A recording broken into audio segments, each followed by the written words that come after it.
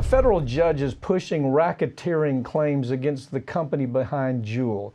The wildly popular e-cigarette manufacturer can now face charges for targeting children with its aggressive ad campaigns. Joining me to talk about this is Sarah Papantonio.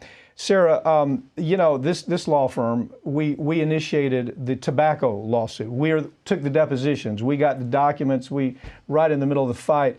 There's no difference here. It's the same. Altria that, you know, used to be Philip Morris. They're now in charge of this.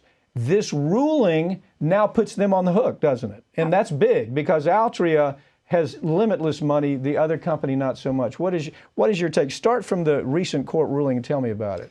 Absolutely. I mean, we've taken a huge step in the right direction. What the judges ultimately ruled is there's enough information to create a reasonable theory that RICO is occurring, that there is a criminal enterprise occurring among e-cigarette manufacturers. And what's interesting about this and what we have to understand about RICO is why it came about.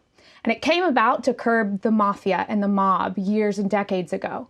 And why were they trying to curb the mob? They were trying to curb the mob because they were distributing addictive drugs, because they were manipulating public opinion, they were buying out politicians, and they were killing people. And what is happening now? We've got corporations that are distributing addictive drugs, that are buying out politicians and manipulating public opinion, and they are killing people. So it's amazing how this RICO has translated. Well, let me make it clear. This is a civil RICO we're talking about. This judge has only ruled in civil case on RICO. But with the ruling, what it does is opens the door of possibility to a criminal kind of conduct. So the judge is saying, okay, you've told me that Altria was right at the table along with the board of directors for the Juul company and all the other parts of the Juul company. They all worked together in conjunction and they came up with a plot.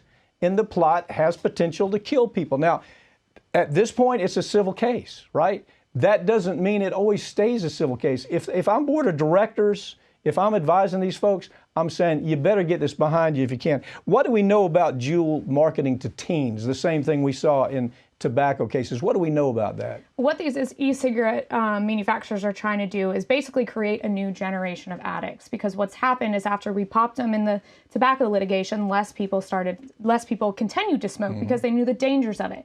So what these companies are doing now is saying we have to create a generation of new addicts. So they're going into schools, they're talking to children at the early age of 8 years old, and they're actually funneling money into these schools in order to go in there and tell them that juuling, that e-cigarettes are actually safe. But that is the farthest thing from the truth in this case, from what we've seen. Well, you said it's really insidious. They're saying to the school, we're going to give you $100,000, for example, if you'll let us come into your school and talk to your kids about public health and their safety. They've even started camps, haven't they? Where they send them to a summer camp. Juul pays for the summer camp that looks like they're talking about health and safety. Actually, what they're trying to do is sell them Juul cigarettes and e-cigarettes, and they're trying to put together data, aren't they?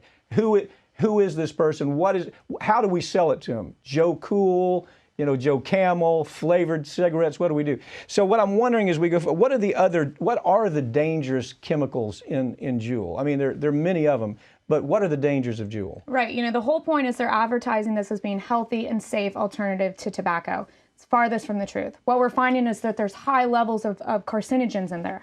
We're also finding that the amount of nicotine that these children or kids are getting is up to 8 times the amount of that in a single puff of a cigarette. So it's incredibly dangerous, and that's what we're seeing, and that's not what they're telling children in these cases. So you wonder, you know, as you look at a case like this, what we've started doing as a law firm is going after the PR firms too. For example, in opioids, we found that the PR firms were just as responsible for telling the lie. You know, the companies, typically what happens in a corporate setting like this, corporate CEO meets with the marketers, the PR people, they say, how do we sell this? For example, we found in the tobacco litigation, Joe Camel sold really well for kids.